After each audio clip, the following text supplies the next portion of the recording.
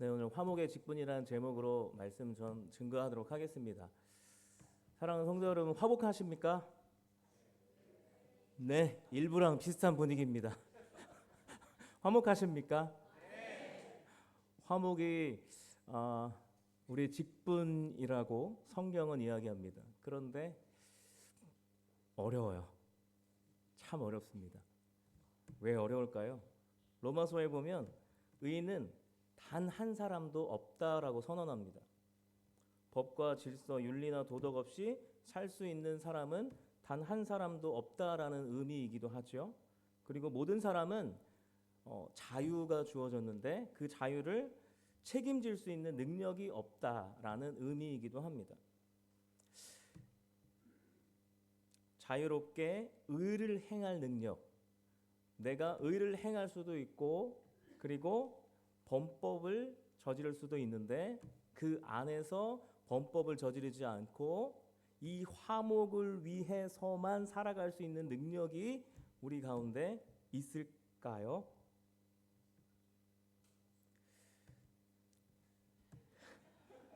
자유를 책임질 능력이 없기 때문에 우리는 벌을 받거나 벌금을 내거나 감옥에 구금되는 것으로 책임을 대신합니다. 그리고 어쩌면 우리는 회개함으로 그 안에서 책임을 대신하기도 하는 것이죠. 그리고 똑같은 연약함을 드러내기도 하는 것입니다. 그런데 이 모든 것을 벌금이나 감옥이나 이런 일들을 통해서 책임을 대신한다 한들 이 자유에 대한 능력, 이 자유를 통해서 내가 책임질 수 있는 그 어떠한 능력이 자라날 수 있을까요? 그 책임질 수 있는 능력이 자라나기보다는 이 자유, 지나친 자유, 다른 사람에게까지 피해를 주는 자유를 우리가 누리게 될 때 그 자유를 강제할 수밖에 없다라는 사실을 배우게 되는 것이죠. 그것이 벌을 받거나 벌금 그리고 감옥에 구금되는 것으로 배울 수 있는 것입니다. 그런데 우리는 성도입니다. 성도는 하나님의 의로 예수 그리스도와 함께 죽었다 살아남으로 새로운 피조물이 되었습니다. 그것은 의인이 되었다는 것이죠. 우리는 의인입니다. 그렇다면 우리는 의인으로서 법 없이도 질서와 도덕, 윤리 없이도 살 수 있습니까? 한번 오늘 제가 운전을 안 하고 왔네요. 버스 타고 왔네요. 노란불에 자주 지나가는데 끝에 빨간불이 탁 켜질 때가 가끔 있더라고요. 괜찮은 걸까요? 네, 안 되죠. 새로운 피조물이 되었습니다. 그런데 우리는 그 자유를 책임질 수 있습니까? 예수님이 죄에 대한 자유를 주셨습니다. 예수님이 대신 책임을 지셨습니다. 그래서 우리는 그 자유를 누립니다. 심판을 당해야 마땅한데 그것이 아니라 영원한 구원의 자리에 서게 되었습니다. 우리는 그것을 누리는 것, 그것이 의인으로서 살아가는 삶이죠. 우리는 그 안에서 법 없이도 살 자유로운 의인의 자리에 선 것입니다. 그런데 우리는 그 삶을 잘 살지 못할 때가 많습니다. 그렇다면 하나님이 우리에게 구원을 주신 목적은 예수님께서 내가 다 뒤집어 쓸 테니까 너희는 자유롭게 살아라 라고 하신 걸까요? 이 문제에 대해서 많은 신앙인들이 그동안 문제 제기를 해왔습니다. 그 중에 19세기 러시아의 도프토옙스키, 1부에서는 제가 발음이 잘 안 되는데 잘 되네요. 2부에서 한번 연습해가지고 도프토옙스키가 자신의 마지막 소설을 통해서 자신의 생각을 정리합니다. 소설의 내용 중에 보시면 예수님이 등장하는데요. 잠깐 등장합니다. 그러니까 신이 있냐 없냐라는 그 문제에 대해서 이야기하다가 예수님이 등장하는 장면이 있는데요. 그 장면 속의 배경은요. 16세기 스페인 세비야입니다. 예수님이 재림해서 젊은 예수님이 재림하셔가지고 이제 한 30 정도 되신 예수님이죠. 재림하셔서 장님을 눈뜨게 하고 죽은 아이를 살려내는 기적에 사람들이 열광합니다. 그래서 사람들이 예수님을 따르려고 하자 세비야의 카톨릭 교회의 추기경은 대신문관인 추기경은 예수님을 감옥에 가두고 그러고 나서 아무도 몰래 예수님을 찾아갑니다. 밤에. 그리고 예수님께 이렇게 이야기해요. 당신의 교회에서 당신이 사랑한 인간을 여러 가지 이유와 조건으로 억압할 수밖에 없는 이유는 그들이 자유를 책임질 수 없기 때문에 라고 이야기합니다. 그리고 어떻게든 안정 속에서 끌고 가야 했기에 어쩔 수 없는 선택입니다 라고 이야기해요. 그러면서 예수님께 이렇게 이야기합니다. 내일 동이 트면 당신은 종교재판에서 화형당할 거예요 라고 이야기하는 것이죠. 우리 교회를 지키기 위해서 예수님 필요 없어요 이 얘기하는 거예요. 그렇게 말하자 예수님이 어떻게 했을까요? 대신문관의 멱살을 잡지 않으시고요. 대신문관의 이마에 입맞춤하십니다. 그러자 이 추기경인 대신문관은 예수님을 풀어줍니다. 이 장면에 대해서 많은 분들이 해석했는데요. 저는 이렇게 생각합니다. 구원의 은혜와 자유가 사람을 우리가 교회를 다닌다고 한들 어쩌면 우리를 너무 자유롭게 너무 지나친 자유로까지 가게 하는 그것을 그냥 둘 수 없어서 카톨릭 교회는 행위를 중점적으로 이야기했습니다. 그래서 율법을 강조했고 그 율법을 강조하다 보니까 사람들의 삶이 피폐하다 보니까 그들에게 안정감을 주기 위해서 무엇을 했죠? 면죄부를 팔았습니다. 그래서 면죄부로 이 율법과 면죄부로 사람들의 마음과 행동을 억압했던 것이죠. 교회가 생각하는 대로 갈 수 있게끔 그렇게 사람들을 교화시키려 했지만 예수님이 오시자 자신들의 행동이 본질이 아니다라는 사실을 깨닫게 되었습니다. 하지만 교회가 무너지지 않기 위해서 예수님을 처형하기로 결정한 것이죠. 그때 예수님께서 어떻게 하셨죠? 멱살 잡는 게 아니라 이마에 입맞춤을 하십니다. 그 어떤 의미를 가지고 있을까요? 이해한다는 것이죠. 나는 너를 이해한다. 너의 고충, 너의 마음을 이해한다. 라는 하나님의 메시지를 전합니다. 그 배경이요. 16세기입니다. 16세기 어떤 일이 있었죠? 종교개혁이 일어납니다. 종교개혁이 일어나서 지금 우리는 개신교 교회에 다니고 있는 것이죠. 종교개혁은 카톨릭 교회의 이러한 잘못된 판단과 만행으로 인해서 나타난 하나님의 입맞춤입니다. 그래, 내가 너희의 고충을 안다. 하지만 다시 해보자 라는 것이 개신교인 것이죠. 인간은요, 자유를 누릴 그 책임을 감당할 능력이 없습니다. 새로운 피조물로서 의인으로서 우리가 인침을 받았음에도 불구하고 그 피조물로서 살아가기에는 너무나 연약한 것이죠. 그래서 종교개혁이 500년 이상 지났음에도 불구하고 종교개혁이 왜 일어났죠? 우리가 지키지 못하기 때문에 카톨릭이 계속 억압한 거죠. 그래서 종교개혁이 일어났음에도 불구하고 지금 이 시점에도 이 문제를 가지고 똑같이 씨름하고 있습니다. 그런데 설상가상으로 오늘 본문에 보니까요. 그런 우리 여전히 그것과 싸우고 있는 씨름하고 있는 우리에게 하나님께서 아주 어마어마한 직분을 주셨다라고 선언합니다. 바울은 화목의 직분이 우리의 것이다라고 말하는 거예요. 그 당시 고린도 교회에게 한 말입니다. 그래서 고린도 교회는 여러분 잘 아시겠지만 교회에 돈은 많았지만 분쟁이 또 많았고요. 바울을 또 사도로까지 인정하지 않았고 그 안에서 음행 문제도 있었고 믿음의 문제 그리고 은사의 문제 계속 문제 계속 문제가 나왔습니다. 그중에 음행의 문제는 근친상간이었어요.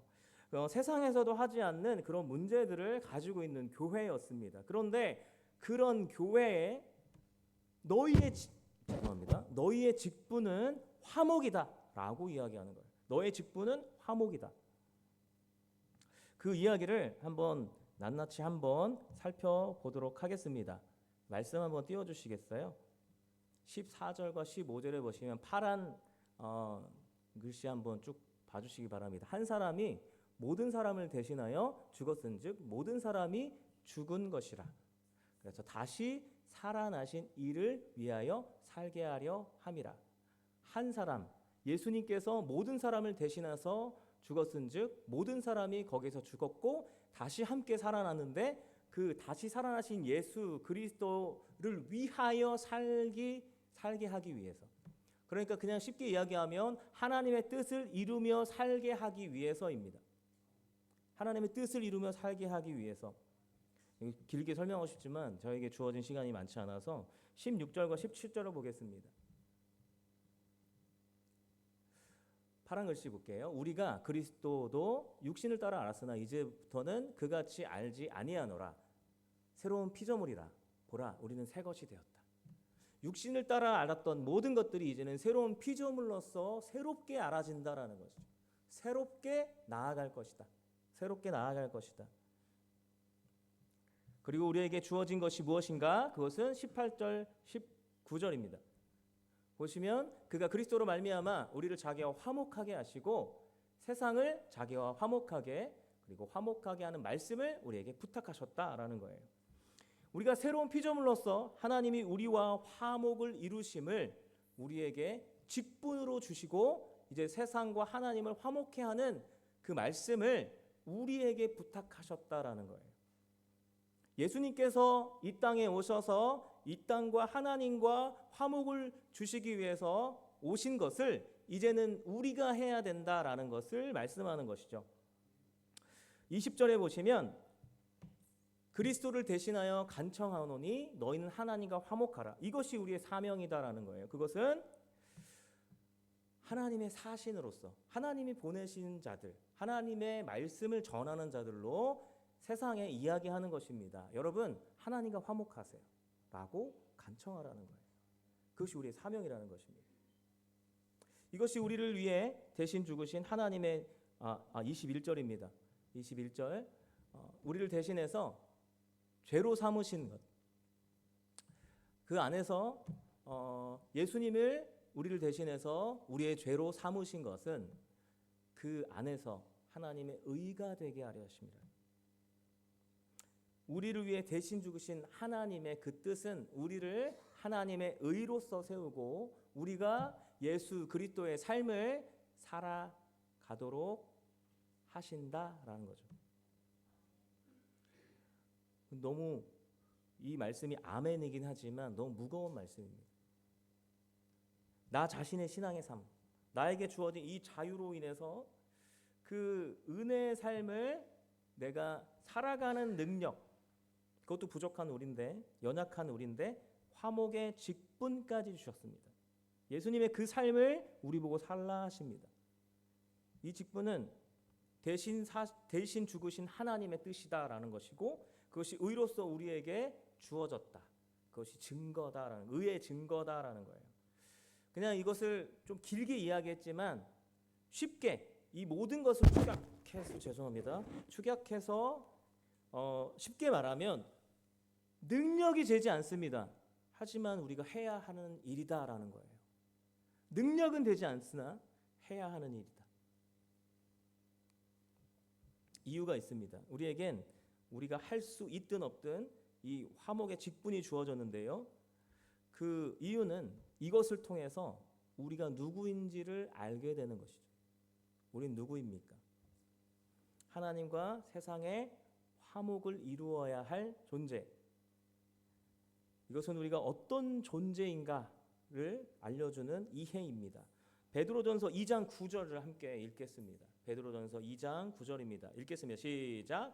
그러나 너희는 택하신 족속이요 왕 같은 제사장이요 거룩한 나라요 그의 소유가 된 백성이니 이는 너희를 어두운 데서 불러내어 그의 기이한 빛에 들어가게 하신 이의 아름다운 덕을 선포하게 하려 하심이라. 아멘. 어두운 데서 우리를 불러내셨습니다. 그리고 우리에게 빛을 주셨습니다. 기이한 빛에 들어가게 하신 그 하나님의 그 일, 하나님의 화목을, 그 아름다운 덕을 선포하게 하셨다라는 거죠. 어떻게요? 우리가 왕 같은 제사장으로서 하라는 거예요. 왕 같은 제사장이 무엇일까요? 이스라엘에서 왕은요, 하나님의 통치를 세상에 보여주는 자입니다. 하나님의 통치가 무엇인가를 알려주는 자들이에요. 그리고 제사장은요, 제사로 하나님과 사람을 연결해주는, 이어주는 자입니다.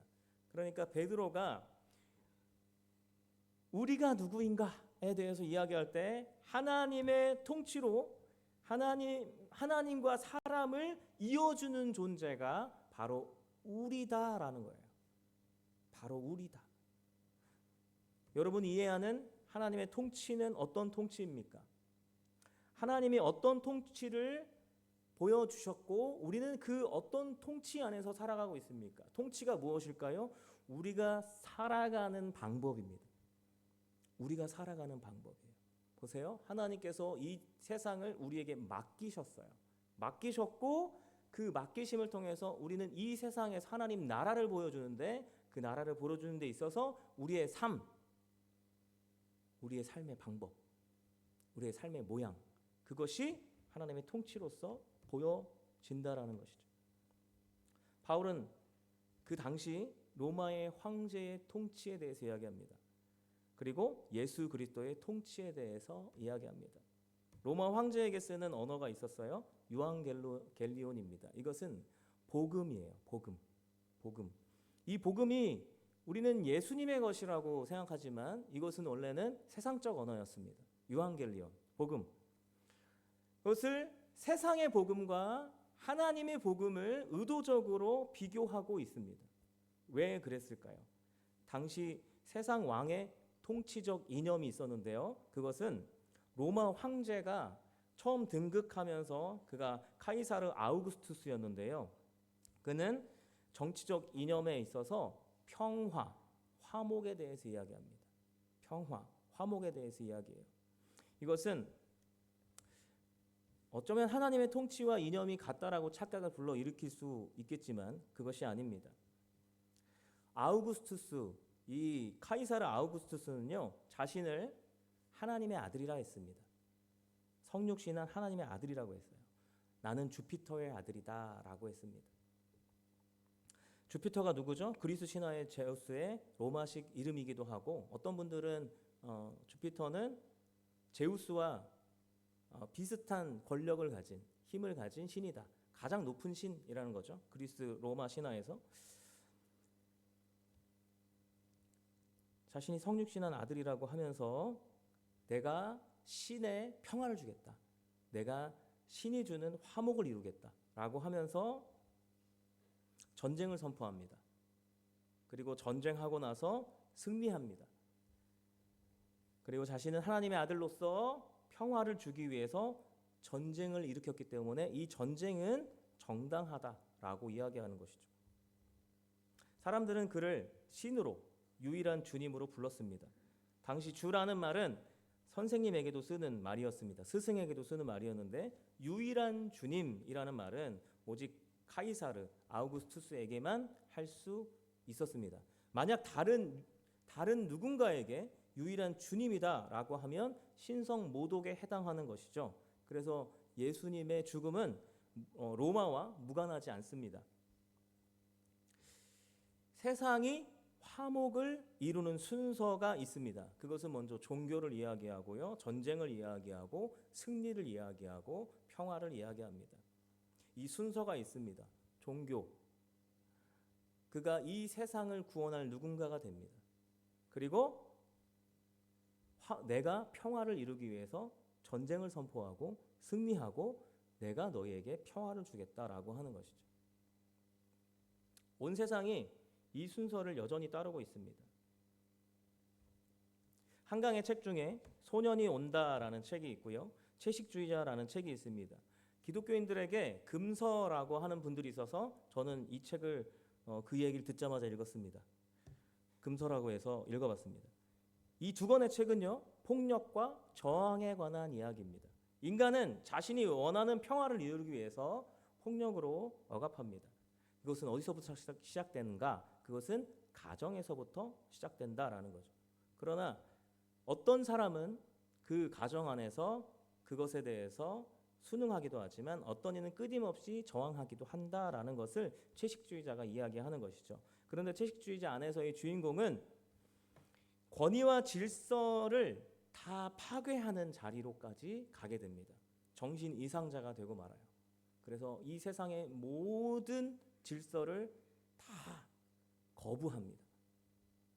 소년이 온다를 보시면 광주 민주화 운동 이야기인데요. 이 권력과 권위의 억압이 우리 가까이에 있다라는 이야기를 하는 것이고, 거기에 대한 저항은 우리 이웃들의 숨결이다라는 것을 말하고 있는 거예요. 누구든 이럴 수 있다는 것을 이야기하는 것이죠.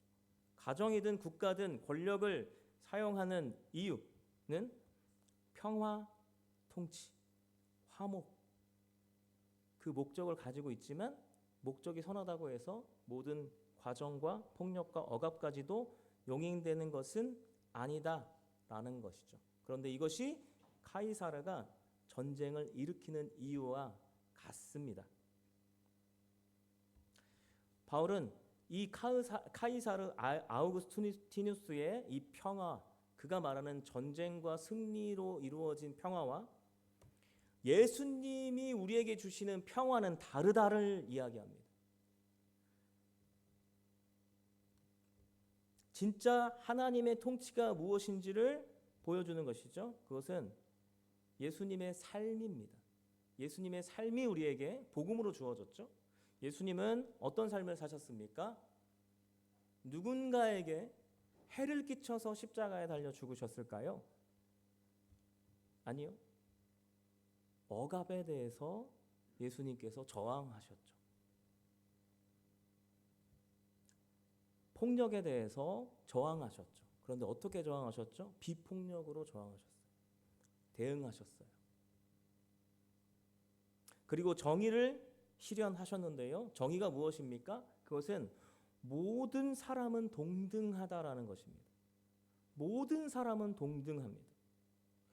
하나님의 형상으로 창조된 모든 존재가 다 소중하다라는 것을 예수님은 사회적 약자들과 함께 동행하면서 그 사실을 보여줍니다. 이것이 나의 통치다라는 거예요.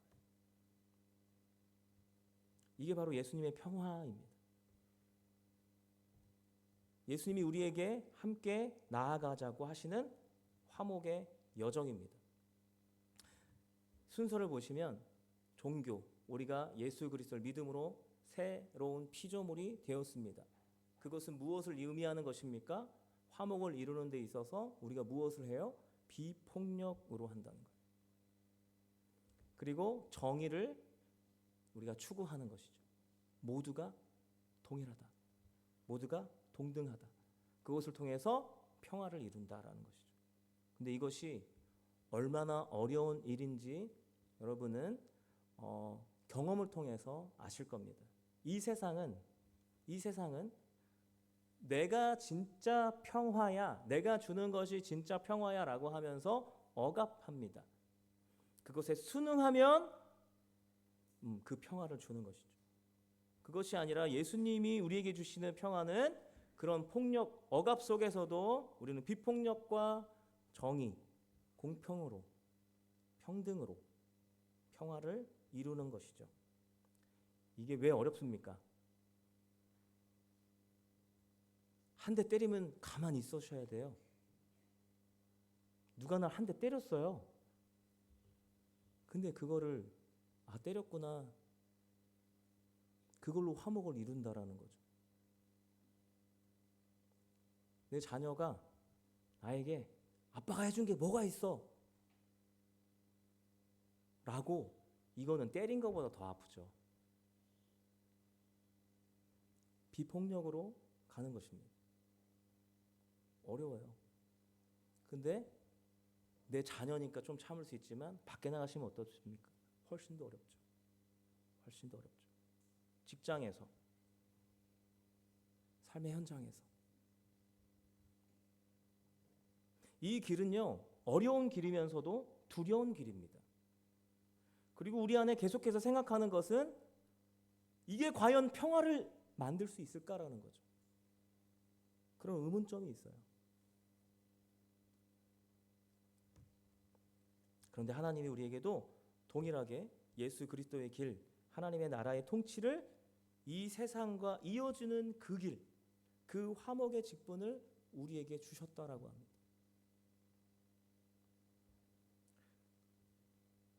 우리가 자유를 누릴 책임질 능력도 없는데 왜 주셨을까요? 아까 처음에 드렸던 질문으로 다시 돌아가겠습니다. 하나님이 우리를 구원하신 목적이 어디에 있을까요? 내가 다 뒤집어 쓸 테니까 너는 자유롭게 살아라 일까요? 아니요. 그 자유 속에는 이 직분이 있다라는 거예요. 이 직분. 어렵고 힘겹고 두려운 이 직분. 직분이 왜 있을까요? 직분은 나를 위해서도 있지만 이 직분을 통해서 다른 누군가가 그 직분으로 인해서 누군가 그 직분을 잘 행함을 통해서 다른 사람들에게 유익이 가는 것입니다. 그것이 직분이에요. 우리는 화목의 직분을 통해서 하나님이 주신 자유가 내 안에서 다른 사람을 사랑하는 능력을 통해서 내가 자유에 대한 제어를 할 수 있는 그런 과정을 만들어줍니다. 로마서 5장 1절에서 8절을 같이 함께 보도록 하겠습니다. 로마서 1장 빨간 글씨만 제가 읽어드릴게요. 하나님과 화평을 누리자 이 은혜에 들어감을 얻었으며 하나님의 영광을 바라고 즐거워하느니라. 환난은 인내를, 인내는 연단을, 연단은 소망을 이루는 줄 알미로다. 하나님의 사랑이 우리 마음에 부은 바 됨이니 기약대로 아직 죄인 되었을 때에 그리스도께서 우리에 대한 자기의 사랑을 확증하셨느니라. 아멘. 좀 짧게 했습니다. 시간이 많지 않아서요. 우리 주 예수 그리스도로 말미암아 우리가 화목의 직분을 얻었는데요. 그 직분을 얻었다는 것은 폭력과 전쟁, 우월과 열등이 난무하는 곳에서 비폭력과 공평과 평등의 정의로 우리는 그 일로 평화를 이루는 것입니다. 그것이 우리 현실 앞에 다가왔을 때 그 현실은 우리에게 어떻게 주어질까요? 환난입니다. 그 환난은 무엇을 만들까요? 인내입니다. 때렸을 때 참는 거 인내입니다. 그런데 내가 직분이 무엇인가? 거기서 참아내는 것, 그것이 연단을 만듭니다. 그 과정이 무엇을 만들어갈까요? 그것은 바로 소망입니다. 어떤 소망일까요? 하나님의 나라가 이 땅에 임한다라는 것이죠. 하나님의 그 하나님의 그 화평이, 하나님의 평안이 내가 있는 이 자리에 이루어져 간다라는 것입니다. 우리는 우리 현수막에 요한복음 3장 16절과 17절이 있는데요. 함께 같이 읽어보겠습니다. 이거는 짧으니까요. 같이 함께 PPT로도 있습니다. 같이 함께 읽겠습니다. PPT 시작. 하나님이 세상을 이처럼 사랑하사 독생자를 주셨으니 이는 그를 믿는 자마다 멸망하지 않고 영생을 얻게 하려 하심이라. 하나님이 그 아들을 세상에 보내신 것은 세상을 심판하려 하심이 아니요 그로 말미암아 세상이 구원을 받게 하려 하심이라. 아멘. 우리를 저 자리로 이끌어 가신다는 거예요. 우리가 생각했을 때 누군가 우리에게 폭력으로 대하고 억압으로 대할지라도 우리는 그의 멸망을 기대하지 않습니다. 우리는 세상이 우리를 해할지라도 세상이 구원을 받게 하는 그 자리로 나아갈 것입니다. 그것이 화목의 직분이에요. 사랑의 자리로 가는 것입니다. 사랑하면 우리 안에 있는 이 자유, 은혜로 구원으로 누리는 이 자유가 지나친 자유로 가지 않고 절제하게 됩니다. 그 이유는 이번 주 수요일 수요예배 때 말씀드리도록 하겠습니다. 그런데 우리는 이 일에 있어서 조급합니다. 왜냐하면 빨리빨리의 문화가 우리 가운데 있어요. 그런데 새로운 피조물, 고린도후서는 새로운 피조물에 대한 이야기죠. 새로운 피조물은 처음부터 100점이 아닙니다. 우리는 0점에서 시작합니다. 능력이 바로 나타나지 않습니다. 제가 일부 예배 때 여기 서서 종을 쳐야 되는데 종을 못 쳤어요. 그래서 그 지휘자가 저한테 뭐 하세요? 빨리 종 치시라고 그렇게 얘기를 해서 종을 쳐야 되는구나를 알았습니다. 제가 목사님 이제 휴가 가시면 제가 저 자리에 서야 되는구나. 그래서 제가 다 적었어요. 써 있습니다. 근데 못했어요. 우리는 새로운 피조물이 되면 하나님이 우리에게 의인을 주셨으니까, 의인으로 인치셨으니까 우리는 의인으로 산다라고 그렇게 생각을 하지만, 우리 종 하나 치는 것도 매주 봤음에도 불구하고 이 자리에 서지 않는 이상 모르는 것이죠. 아브라함부터 바울까지 성경을 보시면 계속 이렇게 갑니다. 그런데 우리는 좀 급해요. 그래서 당대의 부흥을 보려고 하고, 또 우리 자녀들에 대해서도 우리 자녀가 신앙으로 살아가기를 너무 기대하고 너무 그렇죠. 하지만 우리는 기다려야 합니다. 조급해하면 방금 교회 왔는데 집사님이라고 부르고, 방금 청년이 교회 왔는데 어떤 직분을 주려고 하고, 이렇게 되면 안 된다는 거죠. 기다려야 됩니다. 그 조급함이요, 카톨릭 교회에 억압을 만들었습니다. 그래서 종교개혁을 나왔습니다. 기독교가 반으로 쪼개진 거예요. 급하면 강제성을 띌 수밖에 없고 저항이 그 가운데 일어날 수밖에 없습니다. 아무리 좋은 일일지라도 우리는 조급함이 정당화되면 억압과 폭력이 예수 그리스도의 화목을 밀어낼 수 있습니다. 예수님은 사도행전 1장 8절에서 너희가 권능을 받고 예루살렘과 온 유다와 사마리아와 땅까지 이르러 내 증인이 되리라 라고 말씀하셨죠. 이 말씀을 조급하게 듣잖아요. 이 말씀을, 그래 예수님 다시 오시는 거는 예루살렘에 복음이 전해지면 다시 오시겠지? 다 예루살렘으로 몰려가게 되는 거죠. 그래서 거기서 복음 증거하고 주님 빨리 오세요 라는 것이죠. 그러나 우리가 원한다고 해서 주님은 빨리 오시지 않습니다. 우리는 우리가 해야 할 일을 해야 하는 것입니다. 그것은 내 마음이 하나님의 사랑을 담아내는 자리로 가서 세상을 이처럼 사랑하심 안에서 살아가는 것입니다. 온 유대와 사마리아, 우리가 성령을 받으면 온 유대와 사마리아가 보이기 시작합니다. 그것은 온 유대, 자연스럽게 내 바로 옆에 있는 가족들이 보는 것이죠. 그 안에서 이 화목을 누리는 것입니다. 그리고 그것이 어디로 향하게 됩니까? 사마리아로 향하게 되는 것입니다. 유대와 사마리아의 관계가 무엇이죠? 유대는 우월적이었고 사마리아는 열등했습니다. 이 열등과 우열이 존재하지만 그 안에서 우리가 주님께 받은 이 화목으로 인해서 평등하게 이웃과 화목하는 거예요. 그 화목이 점점 점진적으로 퍼져가면서 주님의 화목이 시작된 그 자리로 다시 돌아가는 것입니다. 그래서 온 유대와 사마리아와 땅 끝까지 이르러 다시 예루살렘으로 가게 되는 것이죠. 예수님은 제자를 삼았다고 해서 그들에게 바로 제자의 모습을 기대하지 않으셨습니다. 그들이 성령을 받고 그 일을 할 때까지 기다리셨고, 다만 너희가 나보다 큰 일을 할 거야 라고 기대감을 주셨죠. 그래서 작은 일부터 시작해서 큰 일을 이어나아갔습니다. 말씀 마치겠습니다. 동굴 안에서 살다가 동굴 밖의 세상을 본 사람은 다시 동굴 안에 들어와서 동굴 밖의 세상을 보여주는 것이죠. 우리가 하나님을 믿는다, 하나님을 만났다라는 것은 하나님이 이 세상을 창조하시고 이 세상 안에서 하나님이 이 세상에 있는 그 어두움 아니라 밝은 빛으로 우리의 시선을 돌려주셨고, 그것이 어떠한 화평인지 어떠한 화목인지 그것을 다시 이 세상으로 들어와서 우리가 세상 밖에 그 하나님의 화목을 보여주는 그것이 우리의 사명입니다. 우리는 예수 그리스도께서 그 급진적인 힘의 논리 안에서 비폭력과 공평과 정의로 평화를 그리고 화목을 이루심을 경험했습니다. 우리도 그 길 위에 서 있다는 사실을 잊지 않고 기억하실 소망합니다. 그렇게 예수님이 우리의 남은 인생까지 화목의 길을 함께 걸으심으로 우리의 인생을 책임지십니다.